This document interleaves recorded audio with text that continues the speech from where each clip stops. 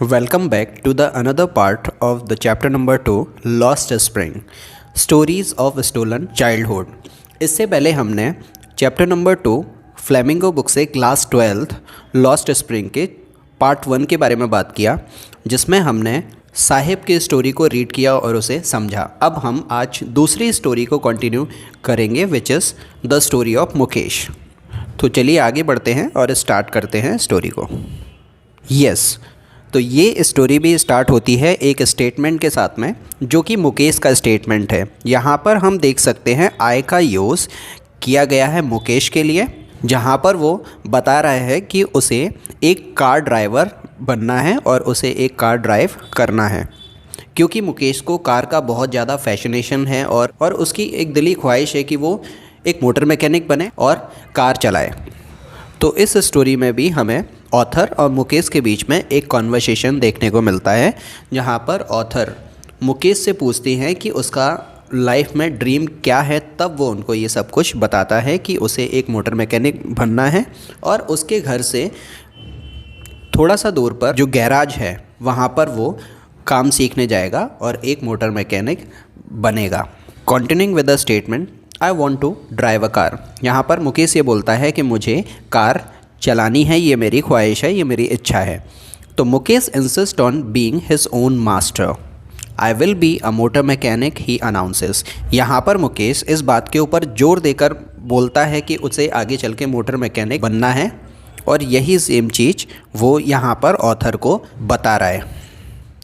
तो फिर in return जो ऑथर हैं वो भी उससे पूछती हैं, do you know anything about the cars, I ask. यहाँ हम देख सकते हैं कि इधर आई का यूज़ ऑथर अपने लिए कर रही हैं। तो ऑथर ने जब उससे ये पूछा कि तुम्हें कार मैकेनिक बनना है, तो क्या तुम्हें कार के बारे में कुछ पता है, do you know anything about the cars. Mukesh ने उनसे कहा कि I will learn to drive a car. तो मुकेश उनको आंसर देता है कि मुझे अभी कार चलाना नहीं आता, लेकिन मैं इसे सीख लूँगा। तो looking straight into my eyes, तो वो बताती है कि जब मुकेश ये सब कुछ उन्हें बोल रहा था तो वो बहुत ही ज़्यादा कॉन्फिडेंस था और वो प्रॉपर आई कांटेक्ट के साथ में ये बात उनसे बोल रहा है। तो his dream looks like a mirage amidst the dust of a street that fills his town Firozabad. अब यहाँ पर हमें देखने को मिलता है कि जो मुकेश है वो फिरोज़ाबाद से बिलोंग करता है, वो फिरोज़ाबाद में रहता है, और उसका जो सपना है मोटर मैकेनिक बनने का, ये देखने में और सुनने में रियलिस्टिक नहीं लगता, क्योंकि जहाँ पर जिस जगह पर वो रहता है वहाँ पर फैमिलीज़ की इकोनॉमिक कंडीशन इतनी ज़्यादा अच्छी नहीं होती, और वो भी एक पुअर बैकग्राउंड से बिलोंग करता है। तो मुकेश का जो सपना है मोटर मैकेनिक बनने का, ये उसका एक भ्रम है। ये उस धूल की तरह है जो धूल हमें सड़कों पर देखने को मिलती है, जिसमें कुछ भी विजिबल साफ साफ नहीं होता। इसका मतलब है कि लोगों को एक्चुअल में ये पता नहीं होता कि उनका पर्पस ऑफ लाइफ क्या है और वो ज़िंदगी में क्या करना चाहते हैं। और ऐसा केवल एक दो के साथ में नहीं है। जहाँ पर मुकेश रहता है, जिस साइड से वो आता है, वहाँ पर सभी लोगों के साथ में ऑलमोस्ट यही सीन है कि वहाँ पर लोगों को एक काम दिया गया है, उनको वही काम करना है till the end of their life, और वो इसके आगे सोच नहीं पाते। तो इसीलिए यहाँ पर ये बात की गई है, mirage amidst the dust of street, as we can see that. तो जैसे ही ऑथर ने मुकेश से उसका ड्रीम सुना कि उसे एक मोटर मैकेनिक बनना है, उन्हें विश्वास नहीं हुआ कि जिस जगह से ये आता है वहाँ पर लोग इतना नहीं सोच पाते, लेकिन ऐसा मुकेश सोच रहा है। हो सकता है ये उसका भ्रम हो। आगे बढ़ते हैं। Famous for its bangles. अब जो फिरोज़ाबाद है जहाँ पर मुकेश रहता है, वो एक ऐसी जगह है जहाँ पर बैंगल्स मतलब चूड़ियाँ, इसका काम होता है। तो every other family in Firozabad is engaged in making bangles. और मतलब फिरोज़ाबाद में जो फैमिलीज़ हैं उनका ऑलमोस्ट सभी फैमिली का जो मेन बिज़नेस होता है वो है बैंगल मेकिंग का बिज़नेस। वहाँ पर सारे लोग यही काम करते हैं। तो it is the centre of India's glass blowing industry where families have spend generation working around furnaces. अब फिरोज़ाबाद इंडिया में बैंगल मेकिंग का हब है, जहाँ पर चूड़ियाँ बनाने का जो काम है वो एक बड़े स्केल पर होता है, और वहाँ पर रहने वाली जो फैमिलीज़ हैं उनका ये फैमिली बिजनेस है जहाँ पर जनरेशन से ये काम होता हुआ आ रहा है और उनकी पूरी लाइफ फर्नेंसेस के आसपास ही बीतती है। अब इधर हमें एक वर्ड देखने को मिलता है इस फर्नेंस। फर्नेंस का मतलब होता है भट्टी, जहाँ पर ग्लास को पानी की तरह पिघलाया जाता है और फिर उसके बाद उसे फिर से ग्लास फॉर्म में कन्वर्ट करके चूड़ियों के स्मॉल स्मॉल पीसेस बनाए जाते हैं, जिसे फिर बाद में जोड़ा जाता है, जिससे वो पूरा बैंगल बन जाता है। तो अब इधर हमें एक और वर्ड देखने को मिलता है बेल्डिंग ग्लास। अब बेल्डिंग ग्लास का मतलब होता है कि जो फर्नेंस में कांच को पिघलाकर जो भी small small pieces of glass के होते हैं उनको जोड़ जोड़ कर एक बैंगल बनाया जाता है। Making bangles for all the women in the land it seems. और यहाँ पर ऐसा दिखाई देता है जैसे कि मानो कि हर औरत बैंगल मेकिंग के काम में इधर एंगेज्ड होती है। मतलब मोस्टली वहाँ पर वुमेन इस काम को करते हुए हमें दिखाई देती हैं। Mukesh family is among them, और मुकेश की फैमिली भी उसमें से एक है। अब क्योंकि फ़िरोज़ाबाद का जो फैमिली बिज़नेस होता है लोगों का, तो वो बैंगल मेकिंग का ही बिज़नेस होता है, इसीलिए मुकेश की फैमिली का भी बिज़नेस वही है। None of them know that it is illegal for the children like him to work in the glass furnaces with high temperature. अब ये जो फैक्ट्रीज़ है, ये जो इंडस्ट्रीज़ हैं जहाँ पर काफ़ी सारे छोटे छोटे बच्चे काम करते हैं जो कि माइनर है, किसी भी बच्चे का इन इंडस्ट्री में काम करना या फिर कहीं भी चाइल्ड लेबर की कैटेगरी में आता है जो कि इलीगल है। तो वहाँ पर किसी को इतनी भी नॉलेज नहीं है कि उन इंडस्ट्रीज़ में हज़ारों बच्चे काम कर रहे हैं, तो उनका इंडस्ट्री में काम करना इलीगल है। और काफ़ी सारे जो बच्चे हैं वो इन फर्नेंसेस के आसपास हाई टेम्परेचर में काम करते हैं, जिससे उनको मेंटल और फिज़िकल लॉस होता है। तो in dingy cell without air and light, वो छोटी छोटी हट्स होती हैं, मतलब जो झुग्गी झोपड़ी जिसको अपन बोलते हैं, वो होती हैं जहाँ पर ना तो लाइट आती है और ना ही वहाँ पर एयर के आने का कोई स्कोप होता है। तो एक अंधेरी सी गुफा जैसी जगह पर इस काम को किया जाता है। That the law if enforce could get him and all those 20,000 children out of the hot furnaces where they slog their daylight hours. यहाँ पर एक वर्ड हमें देखने को मिलता है स्लॉग। स्लॉग का मतलब होता है हार्ड वर्क, इसको हम बोल सकते हैं मेहनत। यही बात हो रही है कि अगर लॉ एंड ऑर्डर से यहाँ पर काम किया जाए तो तकरीबन 20,000 बच्चे जो कि इन हॉट फर्नेंसेस में काम कर रहे हैं, इन इंडस्ट्री में काम कर रहे हैं, उन सभी को इस काम को करने से आज़ादी मिल जाएगी और उनका दिन रात जो कि बैंगल मेकिंग में ही ख़त्म हो रहा है, जिससे उनकी लाइफ भी धीरे धीरे डेप्रिशिएट हो रही है, वो भी होने से बच जाएगा। Often losing the brightness of their eyes. अब जिसकी वजह से होता क्या है कि बहुत सारे बच्चे वहाँ पर काम करते हैं ज़्यादा गर्मी की वजह से। छोटी छोटी हट होती है, ना तो वहाँ पर कोई लाइट होती है और इतनी ज़्यादा गर्मी की वजह से उनकी जो आँखों की रोशनी है वो जल्दी ख़त्म हो जाती है।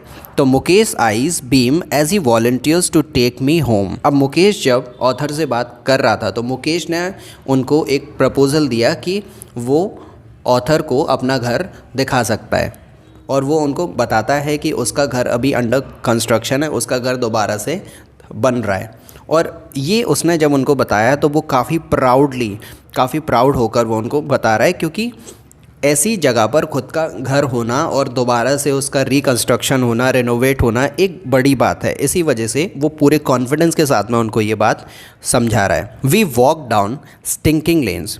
अब जब मुकेश ने ऑथर को ऑफ़र दिया तो ऑथर ने भी उसके साथ में अग्री किया और वो मुकेश के साथ में जहाँ पर वो रहता था उस जगह को विज़िट करने के लिए उसके साथ में गई।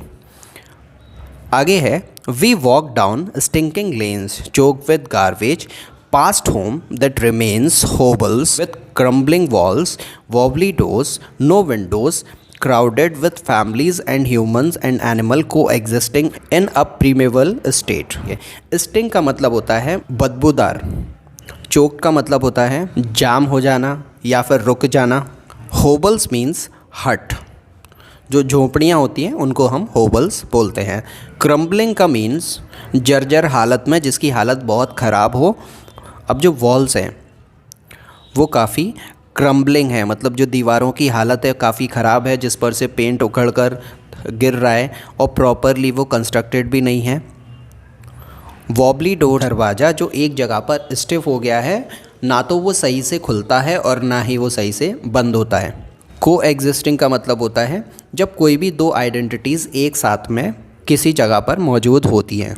तो जब ऑथर मुकेश के साथ में उसकी जगह पर विज़िट करने के लिए उसके घर जाती हैं, तो वो देखती हैं कि जो रास्ते थे, रास्ते पर जो नालियों का पानी था वो चल रहा था। अब ऐसा क्यों था? क्योंकि जो नालियाँ थीं वहाँ पर कचरा जमा हो जाने की वजह से वो नालियाँ चोक हो गई थी, जिसकी वजह से जो पानी था वो ऊपर सड़क पर बह रहा था।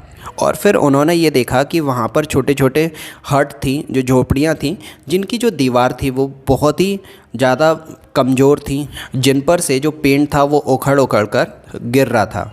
और उनके घरों में जो दरवाजे लगे हुए थे, उन झोपड़ियों में जो डोर्स लगे हुए थे, वो भी काफ़ी स्टेप से ना तो वो अच्छे से खुलते थे और ना अच्छे से बंद हो पाते थे। और जो हट थी उसमें कोई भी विंडो नहीं थी। और वो जो एरिया था वहाँ पर पॉपुलेशन डेंसिटी इतनी ज़्यादा थी कि जो वहाँ रहने वाले लोग थे और वो जो भी जानवरों को पालते थे, वो जानवर उनके साथ में ही रहते थे, क्योंकि उस जगह पर इतना स्पेस उन लोगों के लिए अवेलेबल नहीं था कि वो अलग रह सकें और उनके जानवरों को वो अलग रख पाएँ। He stops at the door of one such house, bangs a wobbly iron door with his foot. Mukesh एक घर के दरवाजे के सामने जाकर खड़ा हुआ और अपने पैर से उस दरवाजे को लात मारकर उसने खोला। में we enter a half built shack. Half built shack का मतलब होता है, जिसको अगर हम मुंबई की लोकल लैंग्वेज में बोलें तो उसको खोली बोला जाता है। तो एक झोंपड़ी थी, एक छोटा सा घर था जो कि बहुत अच्छी कंडीशन में नहीं था। तो अब जैसे ही मुकेश और ऑथर उस घर के अंदर गए, तो वो जो घर था वो अच्छी तरह से बना हुआ नहीं था, उसमें अभी कंस्ट्रक्शन का काम चल रहा था, जैसे कि मुकेश ने उन्हें बताया था। और ये जो घर था ये मुकेश का ही घर था। In one part of it traced with dead grass. और उन्होंने देखा कि घर के एक हिस्से में सूखी घास रखी हुई है। Is a firewood stove over which sets a large vessel of sizzling Spanish sleep. और घर के एक कोने में वो देखती हैं एक चूल्हा है जिस पर एक बड़ा सा बर्तन रखा हुआ है और उस बर्तन में पालक उबल रही है। On the ground in large aluminium platters are more chopped vegetables. और फिर वो देखती हैं कि ज़मीन पर भी एक बहुत बड़ा सा बर्तन रखा हुआ है जिसके अंदर सब्जियां कटी हुई रखी हैं। A frail young woman is cooking the evening meal for the whole family. अब यहाँ पर हम देख सकते हैं फ्रेल का मतलब होता है पतली दुबली। और फिर वो देखता है कि वहीं चूल्हे के पास एक औरत थी जिसकी उम्र काफ़ी कम थी और वो खाना बना रही थी पूरे फैमिली के लिए। दो ice filled with smoke she smiles. और जब वो चूल्हे पर खाना बना रही थी तो जो धुआं था उसकी आँखों में लग रहा था, लेकिन फिर भी वो ऑथर को देखकर स्माइल करती है। She is the wife of Mukesh Elder brother. अब ये जो औरत थी ये मुकेश के बड़े भाई की वाइफ थी। Not much older in years she has begun to command respect as the bahu. अब उसकी एज कुछ ज़्यादा नहीं थी, लेकिन फिर भी उस घर की जो अथॉरिटी थी वो उसके पास में थी, क्योंकि वो घर की बहू थी। The daughter in law of the house already in charge of 3 men, her husband Mukesh and the father. और ये जो डॉटर इन लॉ थी, ये जो बहू थी, उस घर में 3 आदमी। अब वो कौन थे 3 आदमी? मुकेश के फादर, मुकेश और उसका भाई, इन सब की इंचार्ज थी। इन सभी की जो रिस्पॉन्सिबिलिटी थी वो उसके ऊपर थी कि वो उनका खाना बनाए एंड उनको टेक केयर करे। When the old man enters she gently withdraws behind the broken wall and brings her veil closer to her face. अब इन सब के बाद में वो देखती हैं कि एक बूढ़ा सा आदमी घर में एंटर करता है और जैसे ही उस आदमी को उस औरत ने देखा तो वो उठकर एक टूटी हुई दीवार के पीछे चली गई और अपने फेस को घूंघट से ढक लिया।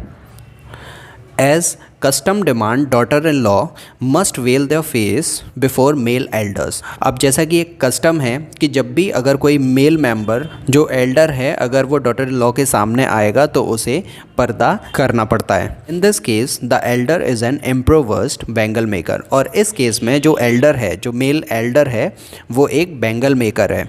Despite long years of hard labour, first as a tailor then a bangle maker. अब चाहे वो कोई बैंगल मेकर ही क्यों ना हो, लेकिन जो डॉटर इन लॉ है उसे उसके सामने पर्दा करना ही होता है, फिर चाहे उसने अपनी लाइफ में कुछ अचीव किया हो या फिर नहीं।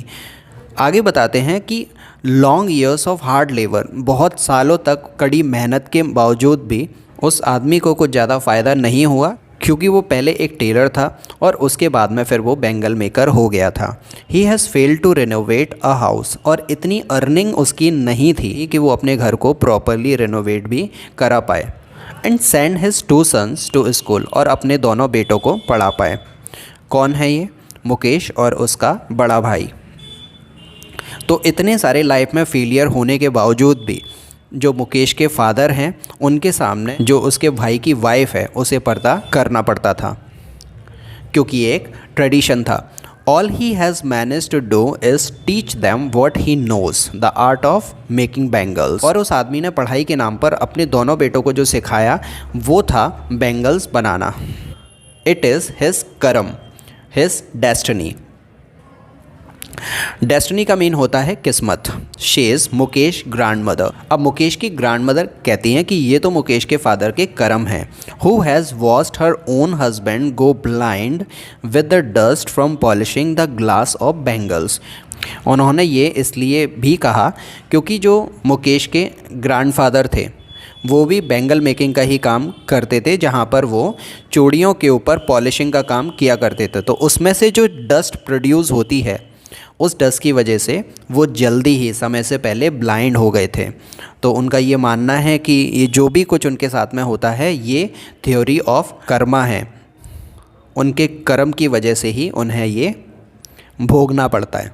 Can a God given lineage ever be broken, she implies. फिर आगे वो ये कहती हैं कि भगवान ने जो काम उन्हें सौंपा है उन्हें वो करना है, और इसके अलावा उनके पास में कोई दूसरा ऑप्शन नहीं है और ना होना चाहिए, क्योंकि भगवान ने जो उनकी किस्मत में लिख दिया उसे बदला नहीं जा सकता। Born in the caste of bangle makers they have seen nothing but bangles. क्योंकि उनका जन्म बैंगल मेकर्स की कास्ट में ही हुआ, तो उन्होंने अपनी ज़िंदगी में बैंगल्स के अलावा और कुछ नहीं देखा, क्योंकि यही उनके पास में एक इकलौता काम था।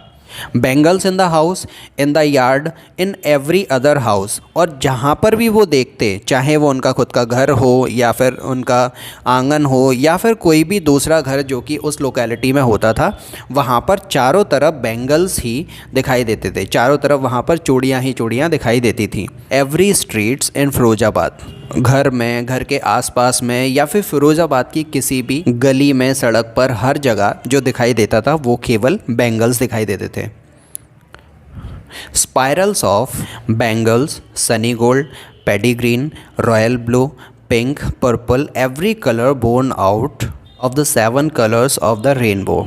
हर जगह चूड़ियों के गुच्छे जो कि वेरियस कलर्स के होते थे, जिसमें sunny gold, paddy green, royal blue, pink, purple, almost जितने भी कलर रेनबो में, इंद्रधनुष में देखने को मिलते हैं, उन 7 कलर्स और बहुत सारे कलर्स के बैंगल्स के गुच्छे वहाँ पर देखने को मिलते थे, जो कि घरों के आसपास में या फिर जहाँ कहीं भी नज़र जाती थी वहाँ पर वही रखे हुए दिखाई देते थे।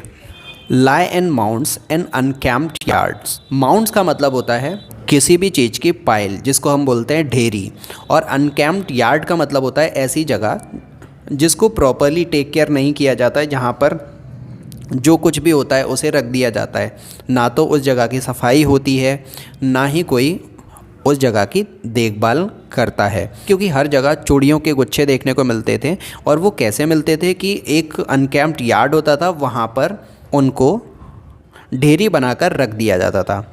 Are piled on 4 wheeled hand carts pushed by a young man along the narrow lanes of the shanty town. और जो इन चूड़ियों की ढेरी बनाकर एक जगह पर रख दिया जाता था, वहाँ पर एक आदमी आता था जो कि एक हैंड कार्ट को अपने साथ में लेकर आता था, जिसमें वो सारी चूड़ियों को रख कर ले जाता था। And in dark hutments next two lines of flame of flickering oil lamps, कि जो झोंपड़ियाँ होती थी उसमें काफ़ी अंधेरा होता था और रोशनी के नाम पर केवल वहाँ पर एक ऑयल लैम्प होता था, जिसको हम लालटेन बोलते हैं। जिसकी जो रोशनी होती थी वो कांस्टेंट नहीं होती थी, वो कम ज़्यादा होती रहती थी, मतलब उसकी जो लाइट होती थी वो फ्लिकर करती थी। Sit boys and girls with their fathers and mothers, जहाँ पर लड़के लड़कियाँ अपने पेरेंट्स के साथ में बैठे होते थे। Welding pieces of coloured glass into circles of bangles, और वो छोटे छोटे ग्लास पीसेस को जोड़ जोड़ कर बैंगल्स बनाने का काम करते थे। Their eyes are more adjusted to the dark than to the light outside. अब क्योंकि उनका जो काम होता है वो अंधेरे में ही ज़्यादातर अपने काम को करते हैं, इसी वजह से उनकी जो आँखें हैं वो ज़्यादा कंफर्टेबल हो गई हैं डार्क के साथ में, अंधेरे के साथ में, एज़ कम्पेयर टू लाइट। जब भी वो लाइट में जाते हैं तो वो अनकंफर्टेबल हो जाते हैं, और जब वो अंधेरे में काम करते हैं तो कंफर्टेबली वो काम कर पाते हैं। That is why they often end up losing their eyesight before they become adult. और इसी वजह से एडल्ट होने के पहले पहले ही इनकी आई साइट ख़त्म हो जाती है और इनको दिखना जल्दी बंद हो जाता है। Savita, a young girl in a drape pink dress sits alongside an elderly woman. एक लड़की है जिसका नाम सविता है और वो एक बूढ़ी औरत है उसके पास में बैठी हुई है और जिसने पिंक ड्रेस पहनी हुई है। शोल्डरिंग पीसेस ऑफ ग्लास, तो वो एक बूढ़ी औरत है उसके बगल में बैठी हुई है, उसके पास में बैठी हुई है, जिसने पिंक ड्रेस पहनी हुई है और वो ग्लास के पीसेस को जोड़ने का काम कर रही है। As her hands move mechanically like the tongs of a machine, और उसके जो हाथ हैं वो इतनी जल्दी जल्दी चल रहे हैं जैसे कि वो कोई एक चिमटा हो, और एक रोबोटिक वे में बहुत ही एफिशिएंटली जल्दी जल्दी वो काम कर रही है, जहाँ पर वो पीसेस को जोड़कर चूड़ियाँ बना रही है। I wonder if she knows the sanctity of the bangles she helps make. अब एक वर्ड हमें यहाँ पर देखने को मिलता है, सैंक्टिटी। सैंक्टिटी का मतलब होता है पवित्रता। तो अब यहाँ पर ऑथर ये बोलती हैं कि मैं नहीं जानती कि वो जो बैंगल बना रही है उसके बारे में सविता को पता है या फिर नहीं पता कि वो कितना इम्पोर्टेंट काम कर रही है, कि जो बैंगल की वैल्यू है वो क्या है हिंदू ट्रेडिशन में, ये शायद सविता को अभी ना पता हो। It symbolises an Indian women सुहाग, और ये जो बैंगल्स हैं, ये जो चूड़ियाँ हैं which are red in colour, ये इंडियन वुमेन्स के सुहाग की निशानी है। ऑस्पिशियसनेस का मतलब होता है शुभ, या फिर जिसको हम बोल सकते हैं भाग्य। तो ऑस्पिशियसनेस इन मैरिज, शादियों में इन चूड़ियों को पहनना शुभ होता है या फिर शुभ माना जाता है। It will dawn on her suddenly one day when her head is draped with a red veil. अब draped with a red veil का मतलब होता है सर पर लाल कलर का घूंघट होना। तो इधर इसका मतलब है कि बहुत जल्दी ऐसा होगा कि इसके हाथों में भी वही चूड़ियाँ होंगी और इसके सर पर रेड कलर का घूंघट होगा। हर हैंड्स डाइड रेड, और उसके हाथों पर मेहंदी होगी with henna, and red bangles rolled on to her wrist, और उसके हाथों में भी वही चूड़ियाँ होंगी जिसको ये एट प्रेजेंट बना रही है। She will then become a bride, और जब ऐसा होगा तो वो एक दुल्हन बन जाएगी। Like the old women beside her who became one many years ago, ये बिल्कुल ठीक उसी औरत की तरह होगा जो कि उसके बगल में इस समय बैठी हुई है, जो कि काफ़ी लंबे समय पहले दुल्हन बनी थी। She still has bangles on her wrist but no light in her eyes. अब जो सविता के बगल में जो ओल्ड वुमेन है वो बैठी हुई है, उसके हाथों में बैंगल तो अभी भी हैं लेकिन उसकी आंखों में लाइट नहीं है। फिर आगे हमें ये एक स्टेटमेंट देखने को मिलता है, एक वक्त शेर भर खाना भी नहीं खाया। She says in a voice drained of Joy. अब वो जो बूढ़ी औरत थी जो कि सविता के बगल में बैठी हुई है, वो मजाक मजाक में कहती है कि एक वक्त शेर भर खाना भी नहीं खाया। इसका मतलब है she has not enjoyed even one full meal in her entire lifetime, कि उसने पूरी ज़िंदगी में जब से उसकी शादी हुई है एक वक्त का खाना भी पेट भर के नहीं खाया। मतलब कंडीशन इतनी ख़राब है कि ये जो प्रोफेशन जिसमें एंगेज्ड हैं, ये जो बैंगल मेकिंग का काम कर रहे हैं, उसमें मुनाफा उतना ज़्यादा अच्छा नहीं है और उन्हें यही काम करना पड़ रहा है, क्योंकि उनको ऐसा लगता है कि ये जो काम है उनको गॉड ने ग्रांट किया है, भगवान ने उनको दिया है, और ये काम करते हैं, फिर भी इनकी जो लाइफ है वो काफ़ी टफ़ है, That's what she has reaped. Her husband, an old man with a flowing beard, says, I know nothing except bangles. अब उस बूढ़ी औरत का जो हस्बैंड था, जो कि उसके पास में ही था, उसकी बड़ी दाढ़ी थी। बियर्ड का मतलब होता है दाढ़ी, राइट। तो वो बोलता है कि मुझे बैंगल बनाने के अलावा और कुछ नहीं आता। I know nothing accept bangles, तो मैं किसी और दूसरे काम को नहीं कर सकता, because I know this only. I have done is make a house for the family to live in. अब वो जो ओल्ड मैन था वो प्राउडली बोलता है कि मैंने अपनी पूरी ज़िंदगी में जो सबसे अच्छा काम किया है कि अपनी फैमिली के रहने के लिए उसने एक मकान बनवाया है, उसने एक घर बनवाया है, जो कि बहुत बड़ी बात है। Hearing him one wonders if he has achieved what many have failed in their life time. अब उसे सुनकर ऐसा लग रहा था जैसे कि मानो कि वो प्राउडली इस बात को बोल रहा हो, क्योंकि उसका इंटेंशन ये था कि बहुत सारे लोग बहुत ज़्यादा मेहनत करते हैं लेकिन फिर भी वो ज़िंदगी में कभी भी उनका घर नहीं बना पाते, लेकिन उसने ऐसा किया है तो वो अपने आप को कहीं से भी फेलियर नहीं मानता। तो he has a roof over his head, उसे इस बात की संतुष्टि है कि कम से कम उसके सर के ऊपर छत तो है। The cry of not having money to do anything except carry on the business of making bangles, not even enough to eat. तो अब पैसे के लिए रोने से कोई मतलब नहीं है, क्योंकि उन्हें आखिरकार काम तो ये बैंगल मेकिंग का ही करना है। Not even enough to eat, अब इस काम को करने से उनके पास में इतना पैसा भी नहीं आता कि उनको खाने के लिए 2 वक्त का खाना भी प्रॉपर मिल पाए। रिंग्स इन एवरी होम्स, और ये कहानी कोई 1-2 घर की नहीं है, हर घर की यही कहानी है। The young man echo the lament of their elders, little has moved with time. अब यहाँ पर हम ये वर्ड देख सकते हैं, लैमेंट का मतलब होता है अपने दुख दर्द सुनाना। तो एक यंग मैन है जो कि अपने दुख दर्द को सुनाते हुए कहता है कि उसकी ये जो कंडीशन है वो उसके एल्डर्स की वजह से है, उसके बड़े लोगों की वजह से है। समय बदल गया लेकिन उसकी कंडीशन बिल्कुल भी नहीं बदली है। इट सीम्स इन फिरोज़ाबाद, और फिरोज़ाबाद में यही ज़्यादातर देखने को मिलता है। Years of mind numbing toil have killed all initiatives and ability to dream.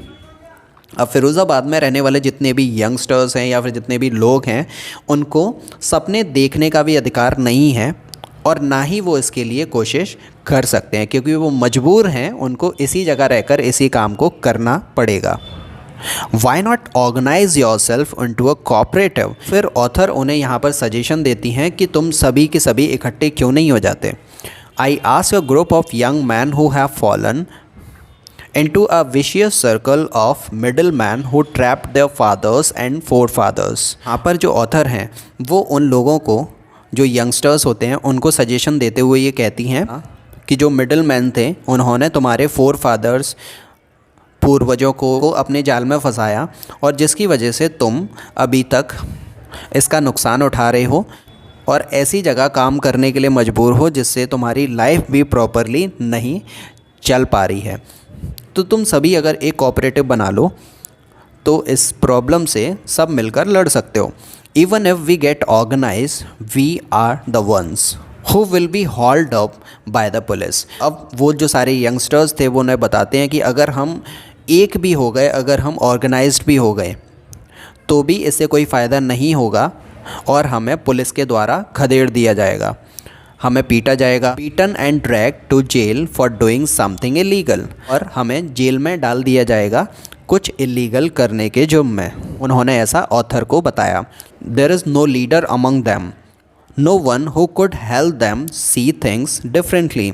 अब उन लोगों के साथ में जो समस्या थी वो ये थी कि उन लोगों के पास में कोई ऐसा लीडर नहीं था जो कि एक डिफरेंट पर्सपेक्टिव रखता हो, जो कि उनकी बात को उन लोगों तक पहुंचा पाए और एफिशिएंटली उन सभी लोगों को एड्रेस कर पाए और अपनी बात रख पाए।